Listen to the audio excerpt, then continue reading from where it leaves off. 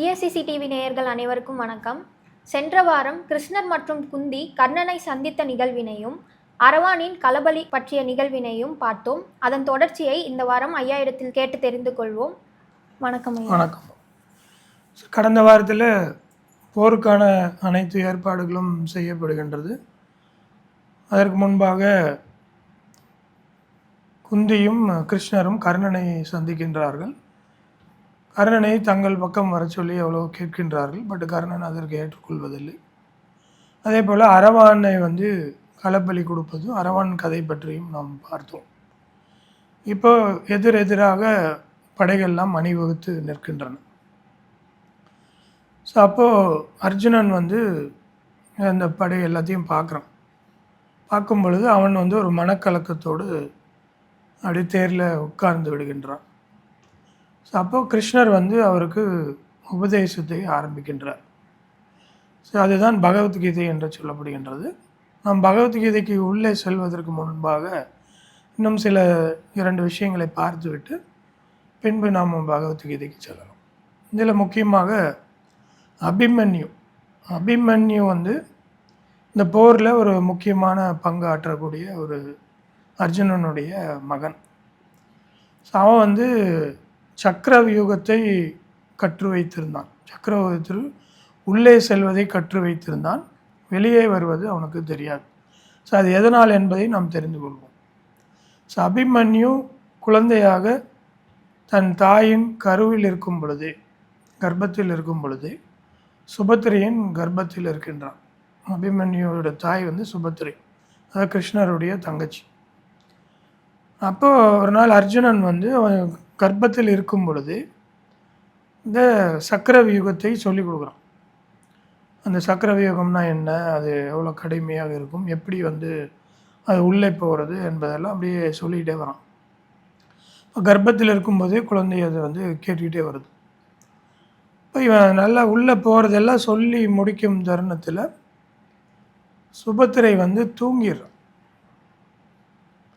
So தூங்கினதுனால அங்கே அதோட அர்ஜுனனும் அதற்கு மேலே சொல்லாமல் அப்படியே நிறுத்திடும். ஸோ அதனால தான் அபிமன்யுவுக்கு அந்த உள்ளே போகிறது மட்டும்தான் தெரியும், வெளியே வர்றது அவனுக்கு தெரியாது. ஸோ இதுதான் முக்கியமான விஷயம். ஸோ இதில் இன்னொரு விஷயத்தையும் நம்ம தெரிஞ்சு கொள்ள வேண்டும். இப்போ இந்த காலத்துலேயும் நிறைய சொல்கிறாங்க, குழந்தை கருவில் இருக்கும் பொழுதே பாட்டெல்லாம் போட்டாங்கன்னா கை காலெலாம் உதைக்கும் அப்படிங்கிறதெல்லாம் சொல்கிறாங்க. கருவில் இருக்கும்போதே கற்றுக்க முடியும் அப்படிங்கிறத சொல்கிறாங்க. இது மகாபாரதத்திலேயே எழுதப்பட்டிருக்கின்றது. மகாபாரதத்திலேயே கருவில் இருக்கும்போதே சொல்லி கொடுக்குற மாதிரியும் அது கற்றுக்கிற மாதிரியும் வருகின்றது. ஸோ இது ஒரு விஷயம். அதே போல் பகவத்கீதையில் 11வது அத்தியாயத்தில் 32வது ஸ்லோகன், அந்த ஸ்லோகன் ஒரு முக்கியத்துவம் வாய்ந்தது. அதாவது இந்த 11வது அத்தியாயத்தில் தான் கிருஷ்ணர் விஸ்வரூபம் எடுத்து அர்ஜுனனுக்கு காமிப்பார். அப்போ என்ன சொல்லுவார்னா, நானே காலம், உலகை அழிப்பதற்காக வந்திருக்கின்றேன். ஸோ நீ போரிடாவிட்டாலும் எதிரில் இருக்கக்கூடிய அனைவரையும் நான் அழிப்பேன் அப்படின்னு சொல்லி கிருஷ்ணர் சொல்கிற மாதிரி அந்த ஸ்லோகம் வரும். 11ஆம் அத்தியாயத்தில் 32வது ஸ்லோகம் வரும். ஸோ இது எதனால் முக்கியத்துவம் வாய்ந்தது அப்படின்னா, ஓப்பன் ஹேமர் அப்படின்னு அமெரிக்கன், அவர் தான் இந்த அணுகுண்டை கண்டுபிடித்தவர், அட்டாமிக் பாம் அதை கண்டுபிடித்தவர். ஸோ அவர் பெர்க்லி யூனிவர்சிட்டியில் படிக்கும் பொழுது அவருடைய ப்ரொஃபஸர் ஆர்த்தர் ரைடர்னு ஒருத்தர் இருக்கார். ஸோ அவர் சான்ஸ்கிரிட்டை பற்றி அவருக்கு சொல்கிறார். ஓப்பன் ஹேமருக்கு சான்ஸ்கிரிட்டை பற்றி சொல்கிறார். இப்போ அவருக்கு சான்ஸ்கிரிட் மேலே ஒரு ஆர்வம் வருது. அவர் ஓப்பன் ஹேமர் அதற்கு முன்பாகவே பகவத்கீதையை ஆங்கிலத்தில் படித்திருக்கின்றார். பகவத்கீதை முழுவதாக ஆங்கிலத்தில் படித்திருக்கின்றார்.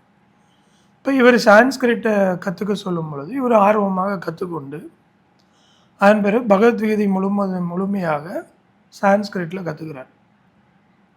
இப்போ 1945 மெக்சிகோவில் அந்த ட்ரினிட்டின்னு சொல்கிறாங்க. அந்த இடத்த அப்போ அங்கே தான் மெக்சிகோவில் அந்த பாமை முதலாக சோதனை செய்கின்றார்கள். ஸோ அப்போ வந்து ஓப்பன்ஹேமர் வந்து இந்த பகவத்கீதை ஸ்லோகனை சொல்கிறார். 11 அத்தியாயத்தில் இருக்கக்கூடிய 32வது ஸ்லோகனை அவர் ஆங்கிலத்தில் ஒரு மாதிரி சொல்கிறார். So I am become death the destroyer of worlds அப்படின்னு சொல்கிறார். அதாவது நான் மரணமாகிவிட்டேன், உலகத்தை அழிக்கக்கூடியவன் அப்படின்னு சொல்கிறார். ஸோ அவர் வந்து மனத்துக்குள்ளே ஒரு பயம் இருந்துகிட்டே இருக்கு. இது வந்து இவ்வளோ பெரிய அழிவை ஏற்படுத்தக்கூடிய ஒன்றை வந்து நம்ம உருவாக்குறோம் அப்படின்னு சொல்லி மனதுக்குள்ளே பயம் இருந்துகிட்டே இருக்குது. அப்போ இவர் பகவத்கீதையை படித்ததுனால கிருஷ்ணர் சொல்கிறதையும் உள்வாங்கி கொண்டு இப்போ நம்ம வந்து கடமை தான் செய்கிறோம் அப்படிங்கிற மாதிரி அவரே சொல்கிறார். அவரே வந்து இன்னொரு இடத்துல சொல்கிறாரு, if the radiance of 1000 suns were to burst at once into the sky, that would be the splendor of the mighty one அப்படின்னு சொல்கிறார். அதுக்கு என்ன அர்த்தம் அப்படின்னா, கிருஷ்ணர் அந்த 11ஆம் விஸ்வரூபம் எடுக்கிறார் இல்லையா, அப்போ அர்ஜுனன் அதை பார்க்கும் பொழுது 1000 சூரியன்கள் வெடிச்சு சொன்னால் ஒரு வெளிச்சம் உண்டாகும் இல்லையா, அந்த வெளிச்சம் மாதிரி அவனுக்கு தோணுது. ஸோ அவ்வளோ பிரம்மாண்டமான அந்த உருவம் உலகம் முழுவதுமே அங்கே தெரியுது, அந்த பிரபஞ்சம் முழுவதுமே அங்கே தெரியுது. அதை தான் வந்து ஓப்பன்ஹேமர் கோட் பண்ணுறார்.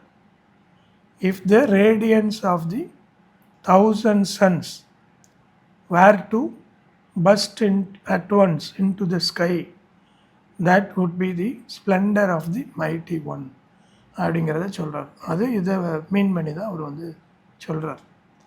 ஸோ அப்போ இது வந்து இதனுடைய முக்கியத்துவத்தை அவர்களும் உணர்ந்திருந்தார்கள் அப்படிங்கிறதுக்காக இந்த விஷயத்தை நம்ம வந்து இங்கே சொல்கிறோம். சரிங்களா? அர்ஜுனன் வந்து மனக்கலக்கமாகி நான் எப்படி என்னுடைய சொந்தங்களை எல்லாம் கொள்வேன், இத்தனை பற்றியும் கொண்டு எல்லாமே என்னுடைய தாத்தா, குரு, என்னுடைய அண்ணன் தம்பிகள் எல்லாருமே இருக்காங்க. ஸோ இவர்கள் எல்லாம் கொன்று நான் வந்து இந்த ராஜ்யத்தை மீட்க வேண்டுமா அப்படின்னு அவனுக்குள்ளே ஒரு மிகப்பெரிய கலக்கமாகி சோர்வாகி அப்படியே கொண்டாரான். ஸோ அப்போ தான் வந்து கிருஷ்ணர் வந்து அவனுக்கு வந்து உபதேசம் பண்ணுறாரு. இந்த பகவத்கீதையில் வந்து 18 அத்தியாயங்கள் இருக்கின்றது. மொத்தம் 700 ஸ்லோகன் இருக்குது. ஸோ அந்த 18 அத்தியாயத்துலேயும் ஒவ்வொரு யோகத்தை பற்றி கிருஷ்ணர் வந்து சொல்கிறார். ஸோ அது என்னென்ன யோகம்னு பார்த்தோம்னா, விசாத யோகம், முதல் யோகம் வந்து விசாத யோகம். ஸோ 2வது வந்து சாங்கிய யோகம். ஸோ 3வது வந்து கர்ம யோகம். ஸோ 4வது வந்து ஞான கர்ம சந்நியாச யோகம். அடுத்தது வந்து கர்ம சந்நியாச யோகம். அதுக்கடுத்தது வந்து தியான யோகம். ஸோ அதுக்கடுத்தது வந்து ஞான விஞ்ஞான யோகம். ஸோ அதுக்கடுத்தது வந்து அக்ஷர பிரம்ம யோகம். ஸோ அதுக்கடுத்தது வந்து ராஜ வித்ய ராஜகுக்கிய யோகம். ஸோ அதுக்கடுத்தது வந்து விபூதி யோகம். ஸோ அதுக்கடுத்தது வந்து விஸ்வரூப தரிசன யோகம். ஸோ அதுக்கடுத்தது வந்து பக்தி யோகம்.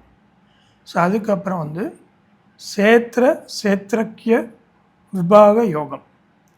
ஸோ அதுக்கடுத்தது வந்து குணத்திரிய விபாக யோகம்.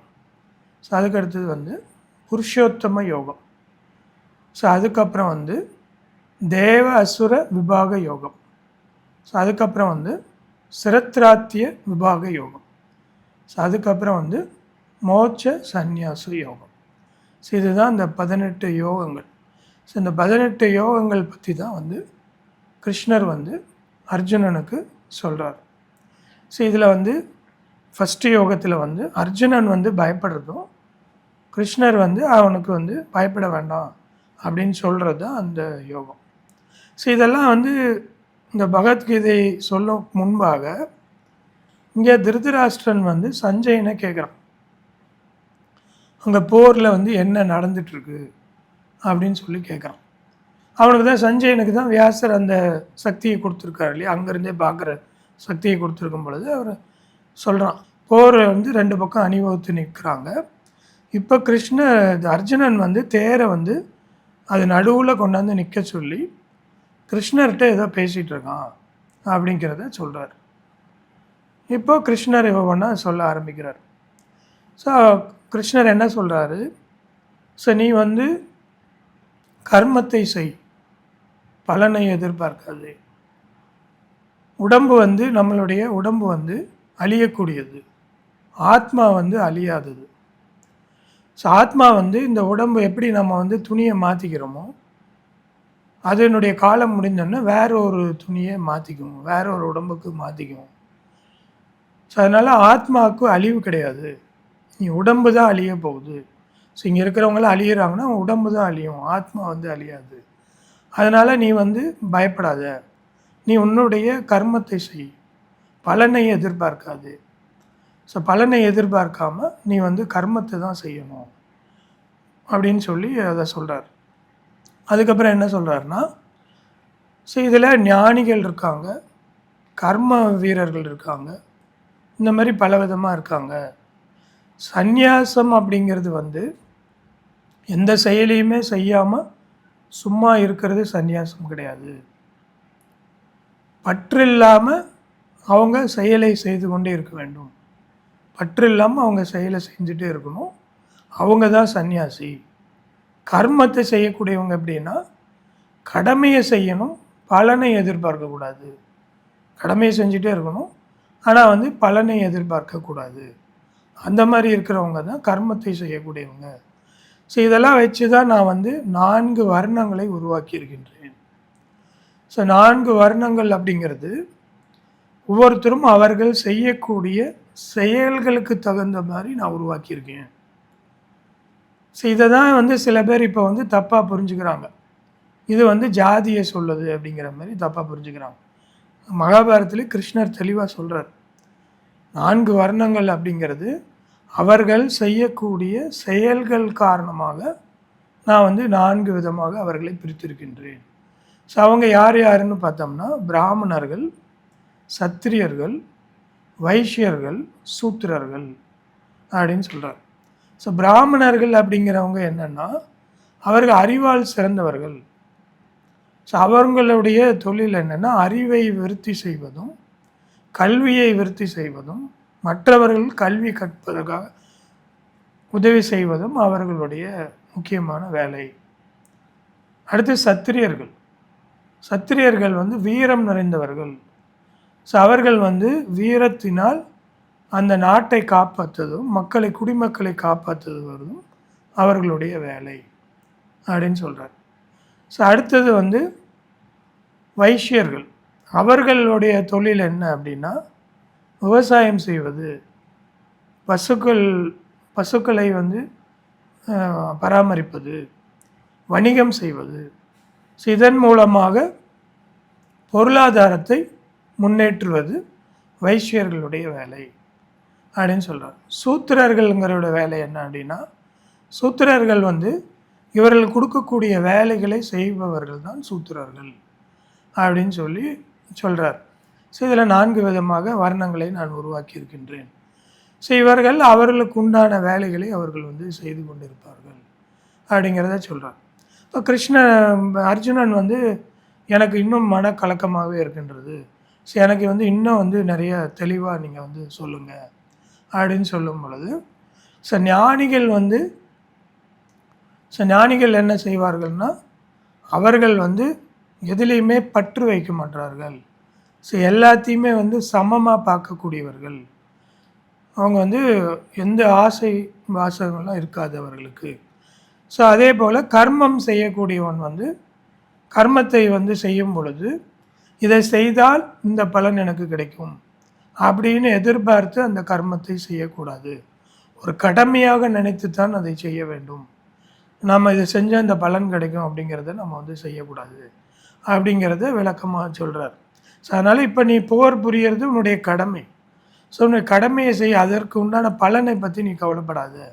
ஸோ அப்படின்லாம் சொல்லிகிட்டே வரார். ஸோ அதுக்கப்புறம் வந்து தியாகம் செய்வதுன்னா என்ன, சந்நியாசம்னா என்ன அப்படின்னு சொல்லி கேட்குறோம். ஸோ சந்நியாசம் அப்படிங்கிறது கர்மத்தை விட்டு விடுவது, கர்மத்தை விட்டு விடுவது சந்நியாசம். தியாகம் அப்படிங்கிறது செய்யும் கர்மத்துக்கு கிடைக்கக்கூடிய பலனை விட்டு விடுவது தியாகம் அப்படின்னு சொல்கிறார். ஸோ அப்புறம் என்ன சொல்கிறாருன்னா, மனிதர்கள் வந்து 3 விதமான மனிதர்கள் இருக்கின்றார்கள். அவங்களுடைய குணம் 3 விதமான குணங்கள் இருக்கின்றது. சத்வகுணம், ரஜோகுணம், தமச குணம் அப்படின்னு சொல்லி 3 விதமாக இருக்காங்க. சத்வகுணம் அப்படிங்கிறவங்க வந்து அவங்க வந்து அறிவால் சிறந்தவர்கள், ஒளி உடையவர்கள், அவர்கள் வந்து நேர்மையானவர்கள், எதை பற்றியும் எல்லாத்தையும் சமமாக பார்க்கக்கூடியவர்கள். ஸோ அவங்க சத்துவகுணத்தை உடையவர்கள். அடுத்தது தமோகுணம், சத்துவகுணம், ரஜோகுணம் உடையவர்கள் யார் அப்படின்னு சொல்கிறார். ரஜோகுணம் உடையவர்கள் தான் கர்ம வீரர்கள். அவர்கள் வந்து ஆசையினால் எந்த செயலை செய்வார்கள், செயலை செய்து அதனுக்கு பலன் கிடைக்குமா அப்படிங்கிறத பார்ப்பார்கள். அவர்கள் தான் வந்து ரஜோகுணம் உடையவர்கள். தமஸ் குணம் உடையவர்கள் யார் அப்படின்னா, சோம்பேறியாக எந்த செயலையும் செய்யாமல் முட்டாளாக இருக்கிறவர்கள் வந்து தமச குணத்தை உடையவர்கள் அப்படின்னு சொல்கிறார். அப்போ அவர் என்ன சொல்கிறாரு, சத்துவ குணம் இருக்கிறவர்கள் தான் வந்து மிகச்சிறந்தவர்கள். ஸோ அவங்க தான் வந்து சுலபமாக என்னை வந்து அடைவார்கள். ரஜோகுணம் உடையவர்கள் வந்து அவர்கள் வந்து ஆசை, பேராசை இந்த மாதிரி விஷயத்தில் போய் மாட்டிக்குவாங்க. தமோ குணம் இருக்கிறவர்கள் அவர் முட்டாளாகவே மறுபடியும் பிறப்படுத்திகிட்டே இருப்பாங்க அப்படிங்கிறத சொல்கிறார். அதே மாதிரி என்ன சொல்கிறாருன்னா, சத்துவகுணம் இருப்பவர்கள் வந்து தேவர்களை வணங்குவார்கள். இந்த ரஜோகுணம் உடையவர்களை வந்து யட்சர்களையும் அரக்கர்களையும் வணங்குவார்கள். இந்த தமச குணம் இருக்கிறவர்கள் வந்து பேய் பிசாசுகளை வணங்குவார்கள். ஸோ இப்படி மனிதர்கள் பல்வேறு விதமாக இருக்கின்றார்கள். ஸோ அப்போ நீ வந்து என்ன செய்யணும், நீ வந்து என்னைய முதல்ல நம்பு, கடவுளை நம்பு. இங்கே நடக்கக்கூடிய அத்தனை விஷயமும் நான் செய்யக்கூடியது தான். ஸோ எல்லா இடத்திலும் நான் வந்து இருக்கின்றேன். ஸோ எல்லா இடத்திலும் நான் வந்து வியாபித்திருக்கின்றேன். எல்லா செயல்களிலும் நான் வியாபித்திருக்கின்றேன். வெளிச்சம்னா நான் தான் சூரியன். இங்கே நட்சத்திரங்கள்னா சந்திரன் நான் தான். செயல்னா அங்கே செயல் வீரம்னா நான் தான். ஸோ இப்படி எல்லாத்துலேயுமே நான் தான் இருக்கேன். ஸோ அதை வந்து நீ புரிஞ்சுக்கிட்டீன்னா உனக்கு வந்து பயம் வராது. ஸோ அதை நீ வந்து முதல்ல புரிஞ்சுக்கணும். ஸோ அதே மாதிரி ஸோ இந்த 3 குணங்கள்லாம் நம்ம சொன்னோம் இல்லையா. ஸோ ஒரு மனிதன் வந்து எப்படி இருக்க வேண்டும், ஸோ ஒரு மனிதன் வந்து எப்படியெல்லாம் இருக்கணும்னு சொல்கிறார்.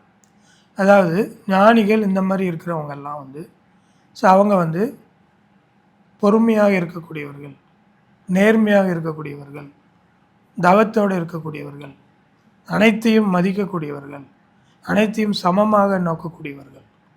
ஸோ இப்படியெல்லாம் சொல்லிட்டு வர்றார். அப்புறம் எதையெல்லாம் நம்ம வந்து விடணும் புரியுதுங்களா. ஸோ கோபம், ஆசை, காமம் இதையெல்லாம் விட்டுறணும். ஸோ என்னை நம்பாதவங்க என்ன நினைக்கிறாங்க, இந்த உலகமே வந்து காமத்தினால தான் உண்டாச்சு. ஸோ அதனால் நம்ம வந்து பொருளை தேடணும், பேராசையாக சுற்றிட்டு இருப்பாங்க. அவங்க தான் வந்து என்னை நம்பாதவர்கள். ஸோ என்னை நம்புகிறவங்க வந்து ஸோ ஞானியாக இருப்பார்கள், அல்ல கர்ம வீரர்களாக இருப்பாங்க. ஸோ கோபம் எதனால் வருது அப்படின்னா, ஸோ நாம் வந்து ஒரு செயலை செய்ய முயற்சிக்கின்றோம், அங்கே செய்ய முடியலைங்கும்போது உங்களுக்கு கோபம் வருது. ஒரு பொருளை அடைய வேண்டும் என்று நினைக்கின்றோம், அது கிடைக்கலைன்னா கோபம் வருது. ஸோ கோபப்படுறவன் வந்து ஸோ வாழ்க்கையில் வந்து அவன் வந்து எல்லா விதமான கோபம் வரும்பொழுது அவனுடைய மூளை வேலை செய்யாது. ஸோ அவன் எல்லா விதமான தவறுகளையும் தான் செய்வான், தவறான முடிவை தான் எடுப்பான். அந்த மாதிரி இருக்கக்கூடாது. ஸோ ஆசைப்படுறவனுக்கு வந்து எவ்வளோ பொருள் கிடைத்தாலுமே வந்து அவனுக்கு வந்து அந்த ஆசை முடியாது. மறுபடியும் மேலே பொருள் வேணும்னு பேராசையாக மாறி அவன் அதை நோக்கியே போயிட்டே இருப்பான். ஸோ அதனால் கண்டிப்பாக நீங்கள் வந்து காமம், குரோதம், இந்த ஆசை இது எல்லாத்தையும் நீங்கள் வந்து விட்டுறணும். ஸோ கோபப்படுறவன் வந்து ஸோ எதையுமே அவனால் சாதிக்க முடியாது. ஸோ அவனுக்கு வந்து தன்னால் தான் எல்லாம் நடக்குது அப்படிங்கிற அகங்காரம், ஆசை, அப்படி எல்லா கெட்ட பழக்கங்களும் வந்து விடும். ஸோ அதனால் அதையெல்லாம் விட்டுறணும். ஸோ அப்படிங்கிறதையும் அவர் சொல்கிறார். ஸோ இப்படி அவருக்கு வந்து பகவத்கீதையில் பல்வேறு விதமான கருத்துக்களை வந்து சொல்கிறார். ஸோ அனைத்து கருத்துக்களுமே சுற்றி எங்கே வரும் அப்படின்னா, ஸோ நீ என்னையை வந்து நம்பணும். ஸோ என்னையை முழு மனதோடு நம்பி நீ வந்து செய்தீன்னா உனக்கு எல்லாமே நல்லதாக நடக்கும். ஸோ சாகும் பொழுது என்னையை நினச்சிட்டே சாகிறவன் வந்து அவன் வந்து அவனுக்கு வந்து மறுபடியும் பிறப்பு வராது. ஸோ அப்படிங்கிறான். ஸோ சத்துவ குணத்தோடு இருக்கிறவன் சாகும் பொழுது அவன் வந்து மோட்சத்துக்கு போவான். கர்ம குணத்தோடு இருக்கிறவன் வந்து அவன் வந்து திரும்ப வந்து செயல் வீரனாக மறுபடியும் வந்து செயல்கள் செய்து கொண்டே இருப்பான். இந்த தமச குணத்தோடு இருக்கிறவன் வந்து அவன் மறுபடியும் எத்தனை பிறவி எடுத்தாலும் அவன் முட்டாளாகவே இருப்பான். ஸோ அப்படியே வாழ்க்கை அவனுக்கு ஓடிட்டே இருக்கும். ஸோ அப்படிங்கிறதெல்லாம் அவர் சொல்கிறார். அப்புறம் எந்த ஒரு விஷயத்தை செய்தாலும் சிரத்தையோடு செய்ய வேண்டும். இப்போ சத்துவ குணத்தோடு இருக்கிறவன் வந்து எந்த அளவுக்கு சிறப்பாக செய்வான். ஸோ ஏன்னா அவன் வந்து எப்போவுமே நேர்மை, அறிவு, ஒளி இதோடே இருக்கிறவன் அவன் வந்து மிகச்சிறப்பாக செய்வான். இது ரஜோகுணத்தோடு இருக்கிறவன் வந்து ஒரு விஷயத்தை செய்யும் பொழுது அவன் அதனுடைய பலனை எதிர்பார்த்து செய்வான். இந்த தமச குணத்தோடு இருக்கிறவன் வந்து எதையுமே ஒழுங்காக செய்ய மாட்டான், முட்டாளாகவே இருந்துகிட்ருப்பான். ஸோ இப்படி அவனுக்கு வந்து எல்லாத்தையுமே சொல்கிறார். அப்போ இதுக்கு மேலேயும் அவன் வந்து குழம்பிகிட்டே இருக்கும் பொழுது நான் வந்து உனக்கு வந்து விஸ்வரூப தரிசனத்தை காமிக்கிறேன், அப்போ தான் உனக்கு வந்து இது என்னங்கிறது புரியும் அப்படின்னு சொல்லிட்டு ஒரு பிரம்மாண்டமான விஸ்வரூபம் எடுக்கிறார். ஸோ அந்த விஸ்வரூபம் எடுக்கும் பொழுது அதுதான் வந்து 1000 சூரியன்கள் வந்து உள்ள வெளிச்சம் வந்தால் எப்படி இருக்குமோ அந்த அளவுக்கு பிரகாசமாகவும் மொத்த அனைத்து விஷயமே அங்கே இருக்குது. ஸோ எல்லாருமே மனிதர்கள், மிருகங்கள், தேவர்கள், உலகம், பிரபஞ்சம் எல்லாமே அங்கே வருது. ஸோ கிருஷ்ணரோட வாய்க்குள்ளே போய் எல்லாம் உளுந்து சாகிற மாதிரி, போர் நடக்கிற மாதிரி அனைத்து விஷயங்களுமே அங்கே வந்து காண்பிக்கின்றார். அப்போ அவர் சொல்கிறார், நான் தான் காலம், இங்கே உலகை அழிப்பதற்காக நான் வந்திருக்கின்றேன். ஸோ நீ வந்து இப்போ போர் செய்யலினாலும் கூட அவர்களோட விதி எல்லாம் நிர்ணயிக்கப்பட்டு விட்டது. நான் வந்து அவங்கள வந்து அழிக்கிறதுக்காக தான் வந்திருக்கேன். ஸோ அதனால் நீ செய்யலினால இது நடக்காதுன்னு நினைத்துக்கொள்ளாது. ஸோ இது மறுபடியும் நடக்கும். ஸோ இது நடந்து தான் தீரும் அப்படின்னு சொல்லி அவனுக்கு வந்து அந்த விஸ்வரூபத்தை காமிக்கும். இப்போ அர்ஜுனால் அதை தாங்கிக் கொள்ளவே முடியல, அந்த விஸ்வரூபத்தை தாங்கிக் கொள்ளவே முடியவில்லை. ஸோ அப்புறம் மறுபடியும் அவர் வந்து சராசரி மனிதனாக மாறி வருகின்றார். ஸோ இப்போ அர்ஜுனனுக்கு கிட்டத்தட்ட எல்லாமே புரிய ஆரம்பிக்கின்றது. ஸோ அப்போ அவர் சொல்கிறார், இந்த விஸ்வரூபத்தை யாரும் பார்த்ததில்லை, உனக்காக தான் நான் வந்து என்னுடைய பக்தனுக்கு மட்டும்தான் நான் அதை வந்து காமிப்பேன். ஸோ இதை வந்து நீ வந்து எல்லாருக்கும் போய் சொல்லு. என்னை பிடிக்காதவர்கள், என்னை நம்பாதவங்களுக்கு நீ அதை சொல்லாத. ஸோ அவர்களுக்கு என்ன சொன்னாலும் அவங்களுக்கு புரியாது. என்னை பக்தனாக என்னை பூஜிக்கக்கூடியவர்களுக்கு இதை நீ வந்து சொல்லு அப்படின்னு சொல்கிறார். அதேமாரி என்னை நம்பி எதை கொடுத்தாலும் நான் ஏற்றுக்கொள்வேன். பழமாக இருக்கட்டும், எதுவாக இருக்கட்டும், என்னை நம்பி பூஜிப்பவர்களுக்கு எதை கொடுத்தாலும் நான் வந்து ஏற்றுக்கொள்வேன் அப்படின்னு சொல்கிறார். ஸோ அதே போல் நீங்கள் என்னை அடைவதற்கு ஒன்று ஞானத்து மூலமாக அடையலாம், கர்மத்து மூலமாகவும் அடையலாம், தியானத்து மூலமாகவும் அடையலாம். ஸோ ஞானம்னா எல்லா செயலையும் செய்வோம், ஆனால் எதுலேயுமே பற்று இல்லாமல் செய்வோம். கர்மங்கிற வந்து அப்போது என்ன சொல்கிறாரு, கர்ம வீரர்களாக இருக்கிறவங்கள என்ன செய்யணும்னு சொல்கிறாரு, கடமையை செய்ய ஆனால் பலனை எதிர்பார்க்காது அப்படின்னு சொல்கிறார். ஸோ ஞானத்தில் இருக்கவங்க என்ன பண்ணுவாங்க, யாகம்லாம் நடத்தி வேதத்தை எல்லாம் சொல்லி தவம் இருந்து அதன் மூலமாக என்னை வந்து அடையலாம். இன்னொருத்த வந்து கடமையை செஞ்சுட்டு பலனை எதிர்பார்க்காம கடமையை செய்யக்கூடியவன் என்னை வந்து அடையலாம். அதே மாதிரி தியானத்து மூலமாக என்னை வந்து அடையலாம். ஸோ தியானம் எப்படி செய்ய வேண்டும்? ஸோ அப்படின்னா நீ ஒரு அமைதியான இடத்துல ஒரு மான் தோலை விரித்து அது மேலே அமர்ந்து, ஸோ எதை பற்றியும் சிந்திக்காமல் என்னையை மட்டுமே சிந்தித்து கொண்டு தியானத்தை செய்ய வேண்டும். அப்போ அது மூலமாக என்னை அடையலாம். அப்படி உன்னால் வந்து அந்த தியானம் செய்யும் பொழுது நம்மளுடைய புலன்களை எல்லாம் அடக்கி ஒரே ஒரு நேர்கோட்டில் நம்ம சிந்திக்க வேண்டும் அப்படின்லாம் சொல்கிறார். இப்போ ஒருத்தர் தியானம் செய்யும்போது அவரால் மனது வந்து அடக்க முடியாது. ஸோ கண்ணை மூடி நம்ம தியானம் செய்தால் கூட நம்ம மனசு திடீர்னு அந்த பக்கம் போகும், இந்த பக்கம் போகும், அப்படியே அலைபாயும். ஸோ அந்த மாதிரிலாம் அலைபாயும். அப்படி இருந்தாலும் பரவாயில்லை, நீ வந்து திரும்ப திரும்ப வந்து முயற்சி எடுத்துக்கொண்டே இரு. ஸோ அப்படி திரும்ப திரும்ப முயற்சி எடுக்கும் பொழுது அந்த பலன் உனக்கு கிடைக்கும். அப்படி உன்னால் முடியாட்டி கூட அப்படியே அடுத்த பிறவிலையும் அதை முயற்சி எடுப்ப. ஒரு பிறவியில் வந்து உன்னால் கண்டிப்பாக வந்து அதை வந்து செய்ய முடியும். அப்படி செய்யும்போது நீ வந்து என்னை வந்து அடைய முடியும் அப்படிங்கிறத சொல்கிறார். ஸோ இது மாதிரி மோட்சத்துக்கு வர வேண்டும். ஸோ நீ மோட்சம் அடைய வேண்டும். மோட்சம்னா என்ன? மறுபிறவி கிடையாது. மறுபிறவி கிடையாமல் நம்ம வந்து போய் அடையிறது தான் வந்து கடைசியாக சொல்கிறார். கடைசியாக வந்து நீ வந்து இப்போ நான் சொன்ன குணங்கள்லாம் இருக்கும். ஸோ இதில் எந்த குணம் சிறந்தது, நீ எப்படி நடந்து கொள்ள வேண்டும், ஸோ எந்த விதத்தில் நீ வந்து யாகம் செய்ய வேண்டும், எந்த விதத்தில் தவம் செய்ய வேண்டும், ஸோ என்னையவே முழுமையாக நம்ப வேண்டும், ஸோ எல்லாமே நான் தான், ஸோ எல்லா இடத்துலையும் நான் தான் இருக்கிறேன் அப்படிங்கிறதெல்லாம் சொல்கிறார். ஸோ இது இல்லாமல் பிரம்மம்னா என்ன சொல்கிறார்? ஸோ பிரம்மம்னா அழியாதது. பிரம்மம்னா அழியாதது. கர்மங்கிறது தியாகத்தினால் உயிரை உண்டாக்கக்கூடியது. ஸோ அதிபூதம் அப்படிங்கிறது அழியக்கூடியது. ஸோ அதி தெய்வம் என்கிறது விராட புருஷன். அதி யக்னம் அப்படிங்கிறது நான் தான் அதி யக்னம். ஸோ இப்படி எல்லாத்தையுமே சொல்கிறார். ஸோ பிரம்மத்தை அடையணும் முயற்சி செய்கிறது வந்து முடியாத விஷயம்.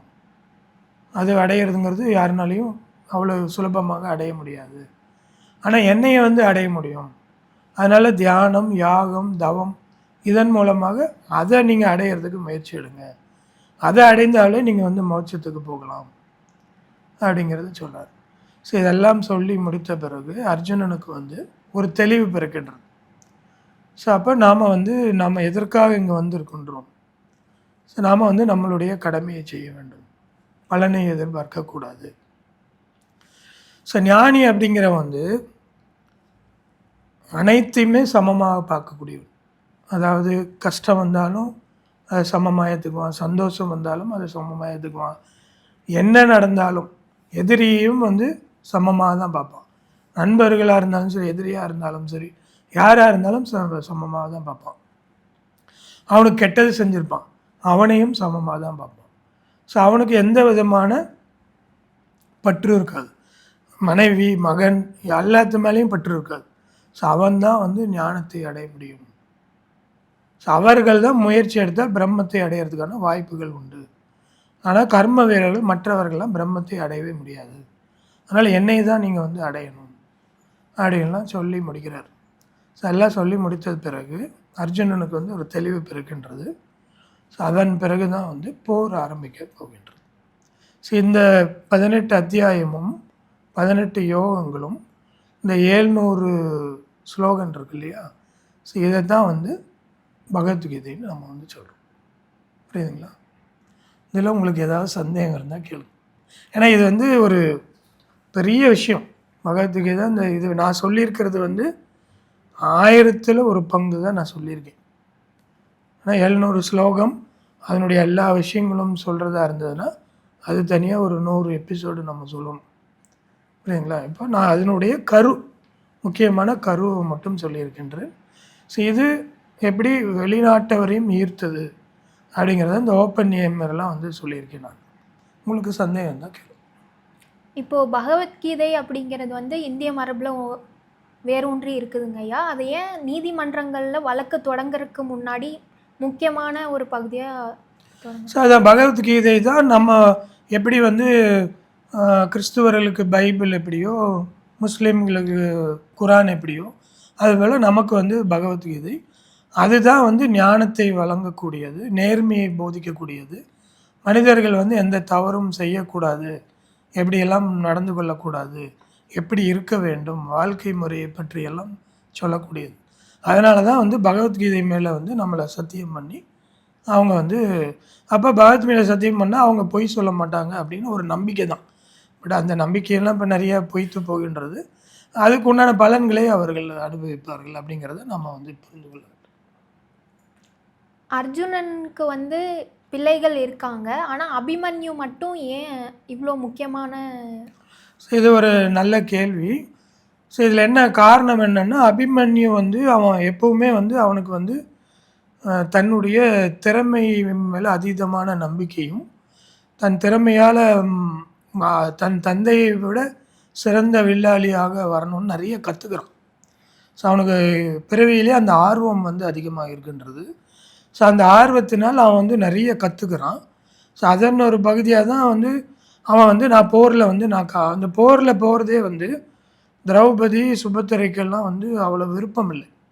அவனை போருக்கு அனுப்புறதுலேயே விருப்பம் இல்லை. இன்னும் சொல்லப்போனால் அவன் சுபத்திரையோட மகன் தான். ஆனால் திரௌபதி தான் அபிமன்யு மேலே ரொம்ப வந்து பாசம் வைத்திருந்ததாக சொல்கிறாங்க. ஸோ அவன் போருக்கு போகிறதே அவங்க எல்லாம் விரும்புறதில்லை. ஆனால் இவன் வந்து ஆர்வமாக நான் வந்து போய் தான் தீர்வேன், நான் வந்து அவர்களை எதிர்த்து நான் ஜெயிச்சு காமிப்பேன், என்னால் அவங்க ஜெயிக்க முடியும் அப்படிங்கிற அதீத நம்பிக்கையில் தான் அவன் போகிறான். ஸோ அந்த போர் அது வந்து நம்ம 13வது அத்தியாயத்தில் பார்ப்போம். போர் நடக்கும் 13வது நாள் போரில் வந்து என்ன நடக்கிறது, அபிமன்யு வந்து எப்படி வந்து திறமையாக செயல்பட்டான், எதனால் வந்து அவன் இறந்தான் அப்படிங்கிறதெல்லாம் நம்ம வந்து பார்ப்போம். ஸோ அதை வந்து நம்ம பின்னாடி பார்க்கலாம்.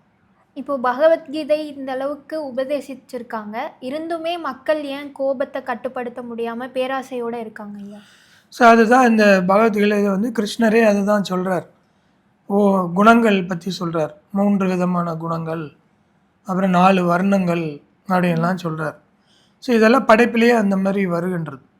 ஸோ அதுலேயே அவர் என்ன சொல்கிறாரு, என்னை நம்பாதவர்கள், ஸோ என்னை நம்பாதவர்களுக்கு நீங்கள் வந்து இதை சொல்லாதீங்க, ஏன்னா அவர்கள் என்ன சொன்னாலும் அவர்கள் வந்து ஏற்றுக்கொள்ள மாட்டார்கள்.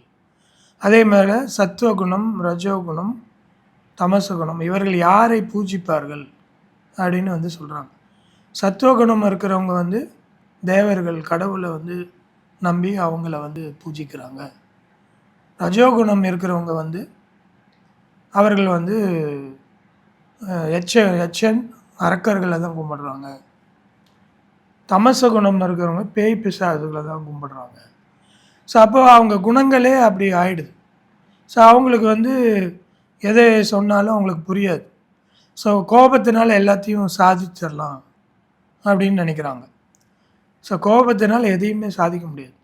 ஸோ கோபம் தலைக்கு ஏறும் பொழுது அங்கே அகங்காரமும் வந்துடும், அகங்காரம் அதிகமாக வந்துடும். அப்போ நம்மளுடைய சிந்திக்கும் திறனும் அங்கே வந்து போயிடும். அப்போ எது வந்து சரியானது, எது தவறானது அப்படிங்கிறது நமக்கு புரியாமலே போயிடும்.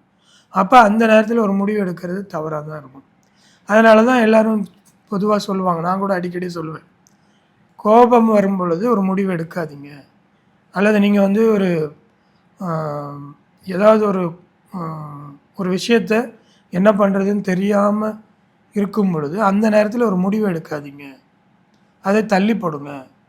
அப்போ கொஞ்சம் நமக்கு வந்து நேரம் கிடைக்கும், அதையெல்லாம் வந்து என்னங்கிறத தெரிந்து கொண்டு ஏன் இப்படி நடந்தது, இப்போ நாம் என்ன முடிவு எடுத்தால் சரியாக இருக்கும் அப்படின்னு எல்லாம் தெரிந்து கொண்டு அப்புறமே முடிவெடுங்க அப்படின்னு சொல்கிறாங்க.